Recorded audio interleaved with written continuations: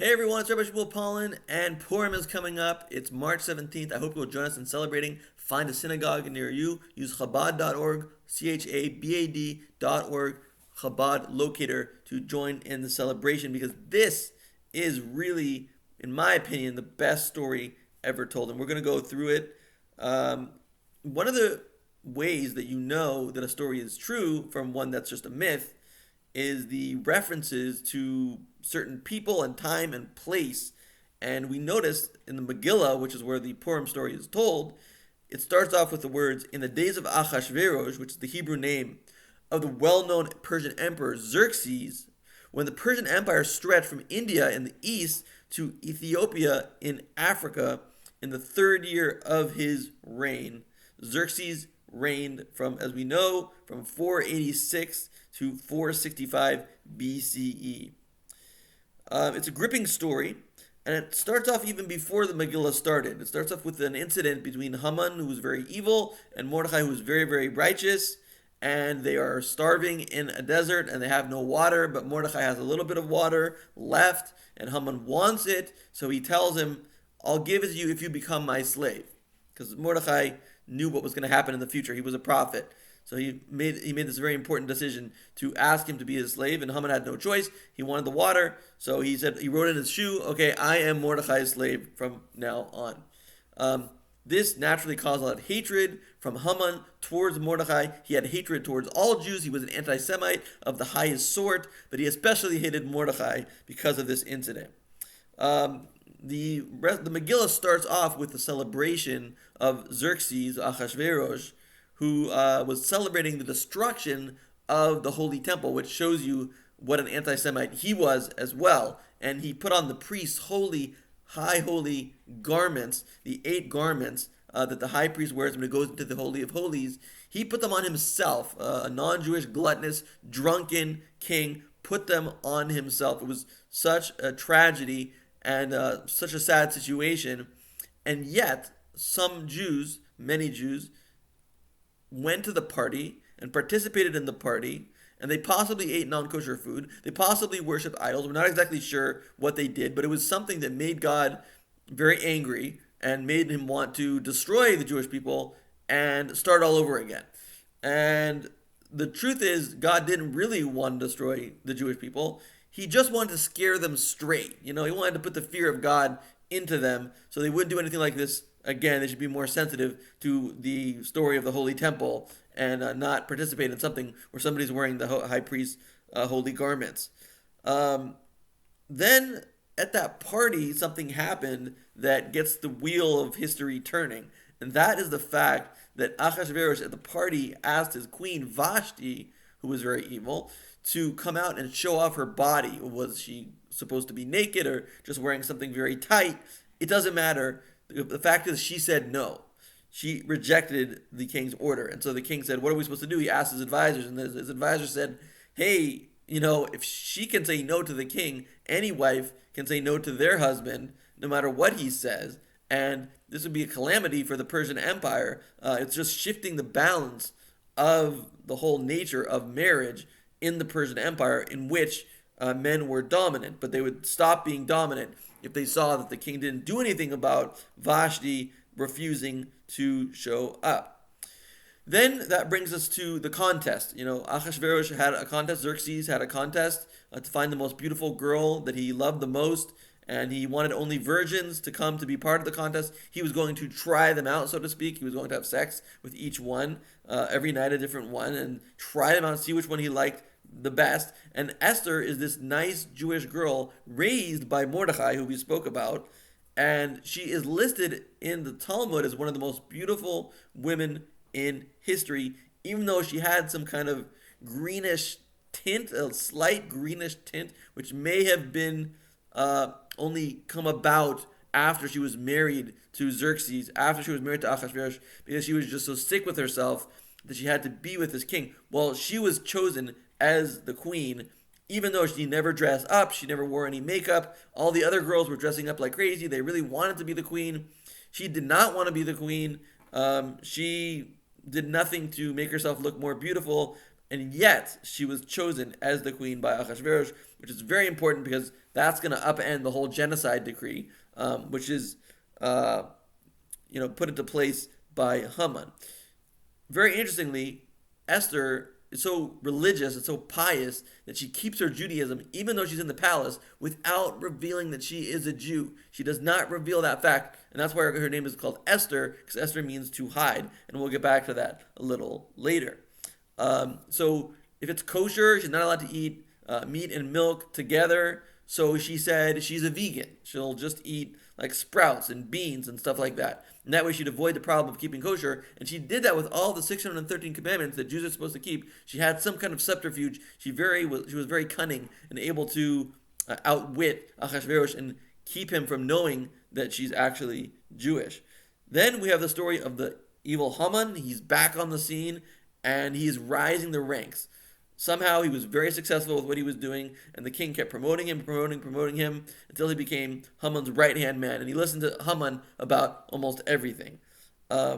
He asked the king that the Jews be all killed. He said, this is a people that, they don't follow Persian customs, they don't speak your language, they just do whatever they want to do, they're evil, they should be killed, and it's not clear whether Xerxes knew exactly what people he was talking about. Was he talking about the Jews?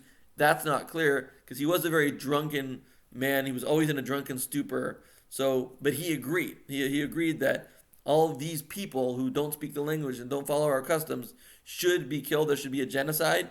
And Haman is going to make a date where the genocide should be because they're very into sorcery and astrology, and they want to know what would be a good date for the genocide to make sure that it would succeed. And he picked he threw a lot, and that came out in Adar, which is this month. The month of Adar, the last month of the Jewish year. He was very happy because Moses died in Adar, but he didn't know that Moses was also born in Adar.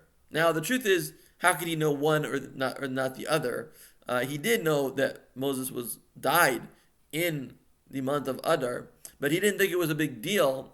But it was a big deal because when Moses died, it bequeathed all his energy and all his power, all his awesomeness to all the Jewish people. So Moses was birthed into the Jewish people.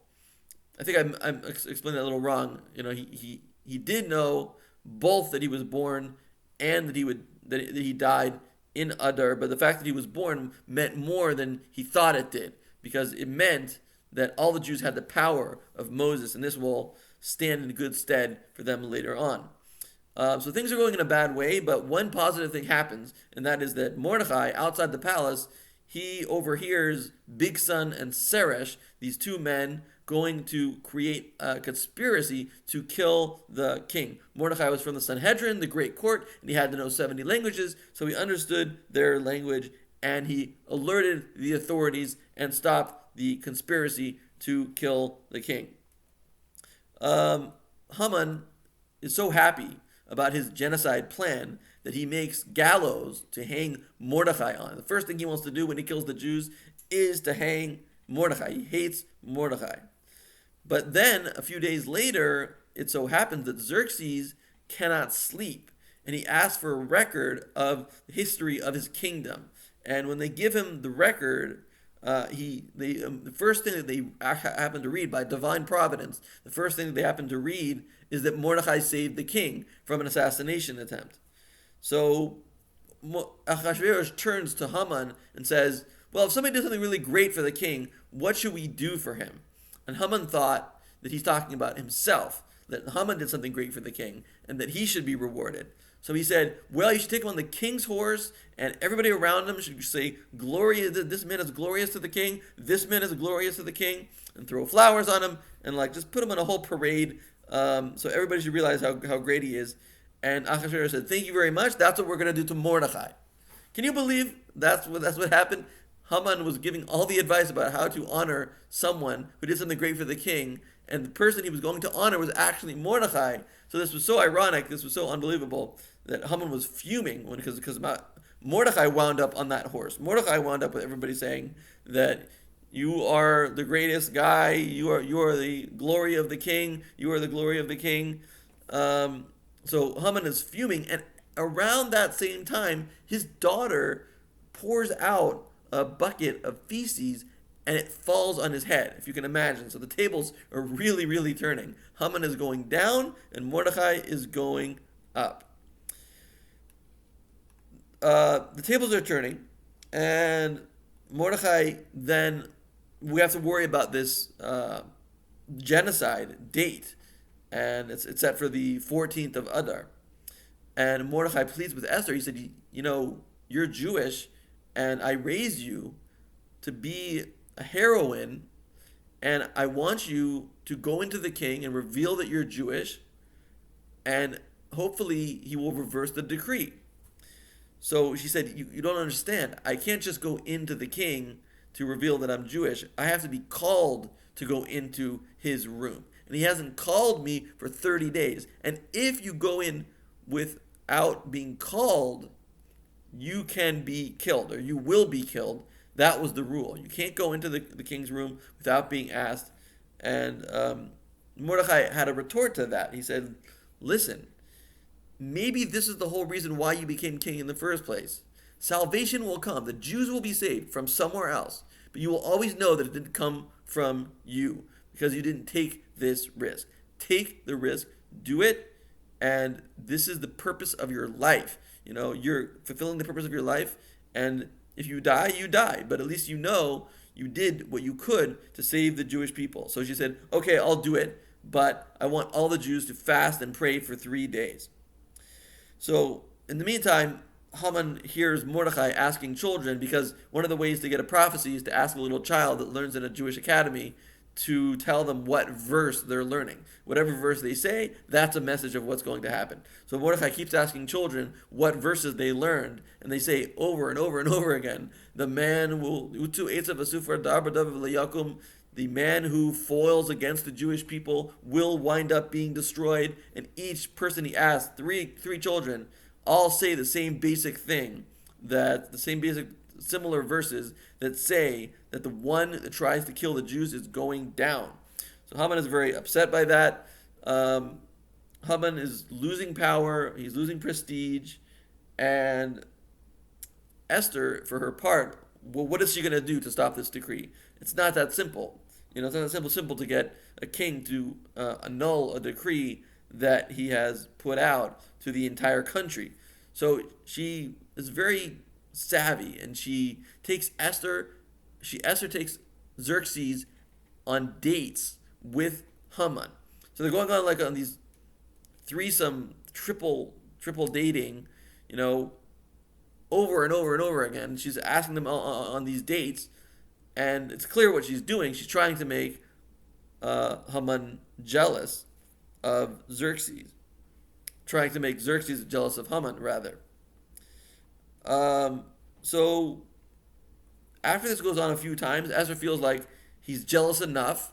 So he's turned against Haman enough that I can do this. So she goes in and tells him that I'm Jewish, and the people you're about to destroy are my people. So please don't do this. Please annul this decree.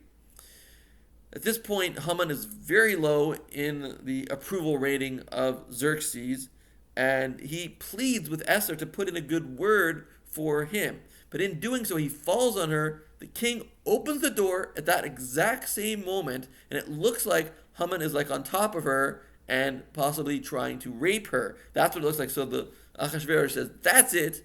Haman, you are gone. We're going to take those same gallows that you were going to use for Mordechai, and we're going to hang you on those gallows, and your 10 sons who were helping you, we're also going to hang them on the gallows. And in 1943 or around there were 10 Nazi masterminds that were also hanged in the UN building. And it's just very ominous and just very interesting that the Nazis who were trying to do the same thing that Haman did also wound up being hanged, all 10 of them, just as Haman's 10 sons were hanged. So he decrees, you can't just annul a Persian decree. The rules don't work like that. The rule is, if you want to make something changed, you have to make another decree. So, as he had ordered all his people to kill all the Jews, he now made another decree which said that the Jews can defend himself. And in the end, when it actually happened, when the date came around, many Persian anti-Semites who were prepared to kill the Jews were killed themselves, and no Jew was harmed. This would have been worse than the Holocaust because all the Jews were in the province of Xerxes, and it would have been the end of the Jewish people, the light unto the nations. But it turned into a huge celebration. Haman was hung, the Persians were killed, the Jews were not. They're completely safe. Their prayers worked. Esther did her job. Mordecai did his job. Everything worked out just perfectly. So it became a day of great celebration, a day where we recognize God's miracles. He didn't make any open miracles like the splitting of the sea, but he did make miracles that got the job done and did it in a way of political maneuvering, because God is also involved in the mundane and not just the holy and the spiritual. God wants to be involved and is involved in his control over the little things that happen to us at our job, at our at our gym, wherever we are. God is also in control of those things, and that's what everyone recognized at that moment, at that time. So they made the 14th of Adar, which is now the 17th of March this year, to become a celebration across the world where everybody dresses up in costumes, because Esther was in a costume. She was hiding the fact that she was Jewish, and that wound up saving the Jewish people.